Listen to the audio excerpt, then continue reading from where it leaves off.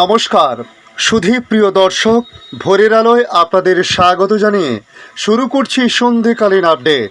এবার ঘূর্ণিঝড় শিয়রে আবহাওয়া দপ্তরের রিপোর্ট অনুযায়ী আগামী 25শে মে নাগাদ দুই বঙ্গের উপকূলে আঘাত হানতে পারে ঘূর্ণিঝড় রেমাল। তবে কি আবার সেই ফিরতে চলেছে আমফানের স্মৃতি? এদিকে আর কিছু সময়ের মধ্যে কালবৈশাখীর দাপটসহ প্রবল ঝড় বৃষ্টির সম্ভাবনা দক্ষিণবঙ্গের জেলায় জেলায়। তার পাশাপাশি প্রতিবেশী রাষ্ট্র বাংলাদেশও এই ঘূর্ণিঝড় নিয়ে বেশ কিছু আপডেট জারি করেছে। তাই আজ আপনাদের সামনে তুলে ধরব সর্বশেষ আপডেটে আবহাওয়া দপ্তর কী জানিয়েছে। আজ কোন কোন জেলায় বৃষ্টিপাত হতে পারে, কালবৈশাখীর সম্ভাবনা কোথায় রয়েছে, আগামী দিনগুলি আবহাওয়ার পরিস্থিতি কেমন থাকতে পারে তা সংক্ষিপ্তভাবে তুলে ধরব এই ভিডিওর মাধ্যমে। প্রথমত আমরা জানাবো এই বৃষ্টিপাতের কারণ কি, বা যে ঘূর্ণিঝড়ের কথা বলা হচ্ছে সেই ঘূর্ণিঝড় নিয়ে কী আপডেট দেওয়া হয়েছে। রাজ্য জুড়ে ঝড় বৃষ্টির মাঝে নতুন করে ঘূর্ণিঝড়ের সম্ভাবনা, যার নাম দেওয়া হয়েছে রেমাল। কথা জানালো আবহাওয়া দপ্তর। হাওয়া অফিসের সূত্রে খবর, ইতিমধ্যে দক্ষিণ বঙ্গোপসাগরে তৈরি হয়েছে একটি পরিস্থিতি যা উত্তর পশ্চিম বঙ্গোপসাগর এবং সংলগ্ন উত্তর উড়িষ্যা পশ্চিমবঙ্গ উপকূলে অবস্থান করেছে।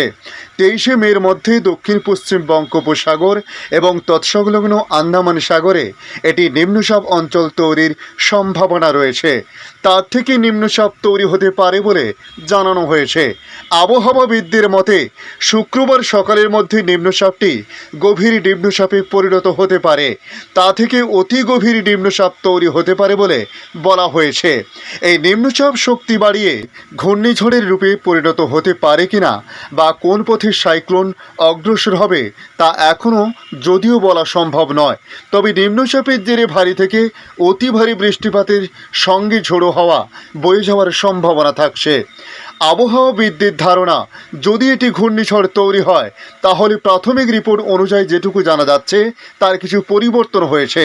ইতিমধ্যে তারা জানাচ্ছে এটি বাংলাদেশের বরিশালে ল্যান্ডফল হতে পারে। মনে করা হচ্ছে পশ্চিমবঙ্গে এর ততটা প্রভাব নাও পড়তে পারে, যদিও সবটাই সম্ভাবনা। এখনই নিশ্চিত করে কিছু বলা যাচ্ছে না এই ঘূর্ণিঝড় নিয়ে, তবে ভিন্ন মত রয়েছে। আপাতত সিস্টেমটিকে নিবিড় পর্যবেক্ষণে রাখা হচ্ছে জানাচ্ছে আবহাওয়া দপ্তর। তবে আবার অনেকে মনে করছেন এটা উড়িষ্যার উপকূল হয়ে পশ্চিমবাংলার দক্ষিণবঙ্গে, বিশেষ করে দক্ষিণ 24 পরগনা এবং পূর্ব মেদিনীপুরের উপকূলবর্তী এলাকায় আঘাত হানার সম্ভাবনা সবচেয়ে বেশি। তবে আবহাওয়া দপ্তরের মতে নিম্নচাপটি অতি গভীর নিম্নচাপে পরিণত হওয়ার পর এর দিক ও গতির পরিবর্তন হওয়ার সম্ভাবনা রয়েছে। তাই এই সিস্টেমের ঘূর্ণিঝড়ে পরিণত হওয়ার প্রবল সম্ভাবনা রয়েছে, এমনটাই মনে করছেন আবহাওয়াবিদদের অধিকাংশ। যদিও এই ঘূর্ণিঝড় জন্ম নেয় তাহলে গ্লোবাল বে অফ বেঙ্গল মডেল অনুযায়ী এর নামকরণ হবে রেমেল। তবে নামটি ওমানের দেওয়া, আবার কেউ কেউ বলছে এর নাম হতে পারে রেমাল। এর জেরে শুক্রবার দুপুরের পর থেকে বঙ্গোপসাগর উত্তাল হতে শুরু করবে, বাড়তে থাকবে ঢেউয়ের উচ্চতা। সমুদ্রে জারি হয়েছে ইতিমধ্যে সতর্কতা। বৃহস্পতিবার বিকেলের মধ্যে মৎস্যজীবীদের উপকূলে ফিরে আসার জন্য বলা হয়েছে আবহাওয়া দপ্তরের তরফ থেকে। এদিকে আর কিছু সময়ের মধ্যে দক্ষিণবঙ্গের পাশাপাশি উত্তরবঙ্গেও বৃষ্টিপাতের প্রবল সম্ভাবনা তৈরি হয়েছে।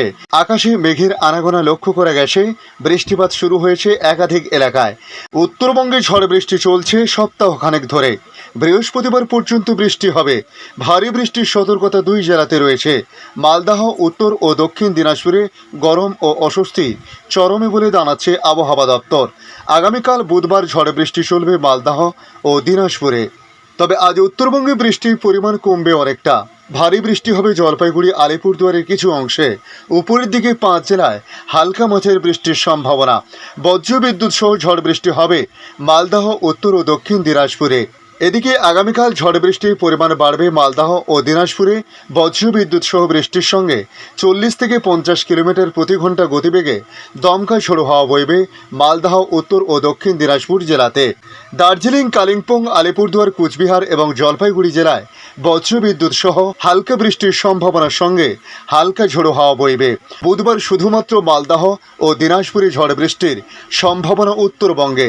বাকি জেলাগুলিতে ঝড় বৃষ্টি প্রায় নেই বললে বললেই চলে। এদিকে দক্ষিণবঙ্গের আবহাওয়ার পরিস্থিতি নিয়ে আজ মঙ্গলবার বলা হয়েছে, কলকাতা সহ দক্ষিণবঙ্গের সব জেলাতে বজ্রবিদ্যুৎ সহ হালকা থেকে মাঝারি বৃষ্টির সম্ভাবনা তৈরি হয়েছে। কলকাতা সহ দক্ষিণবঙ্গের সব জেলাতেই বৃষ্টির সম্ভাবনা। আজ বজ্রবিদ্যুৎ সহ বৃষ্টির সঙ্গে প্রতি ঘন্টায় 40 থেকে 50 কিলোমিটার পর্যন্ত গতিবেগে দমকা ঝোড়ো বাতাস বইতে পারে। রাতের দিকেও বৃষ্টিপাতের সম্ভাবনা রয়েছে।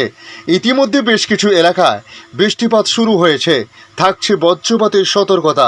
রাজ্য জুড়ে বজ্রবিদ্যুৎ সহ হালকা বৃষ্টির সম্ভাবনা বুধবার পর্যন্ত।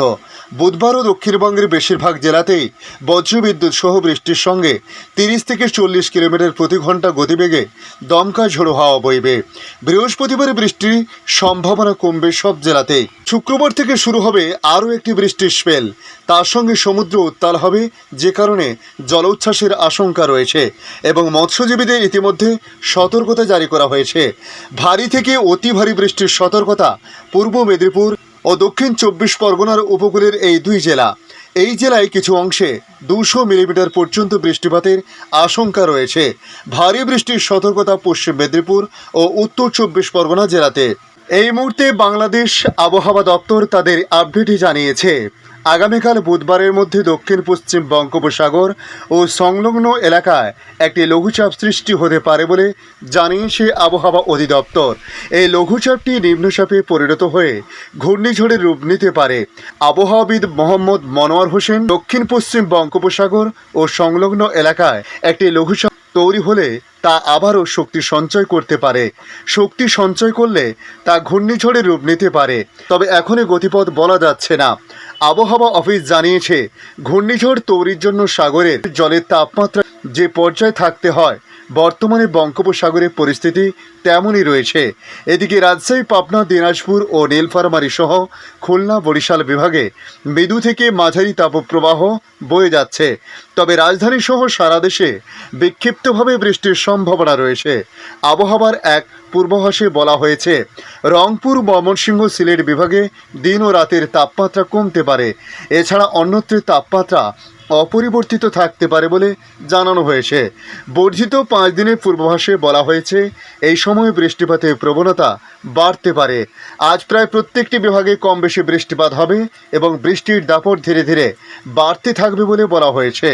ধন্যবাদ সম্পূর্ণ ভিডিওটি দেখার জন্য। ভালো লাগলে লাইক, শেয়ার, কমেন্ট করবেন। কমেন্টে অবশ্যই জানাবেন আপনার এলাকার নাম। বর্তমান সেখানকার আবহাওয়ার পরিস্থিতি কী রয়েছে তা জানাতে ভুলবেন না। পাশাপাশি নতুন বন্ধুদের কাছে রিকোয়েস্ট করব, চ্যানেলটি সাবস্ক্রাইব করে রাখুন, তাহলে পরবর্তী আপডেটগুলি অতি সহজে আপনাদের কাছে পৌঁছে যাবে। ভালো থাকুন, সুস্থ থাকুন। ধন্যবাদ।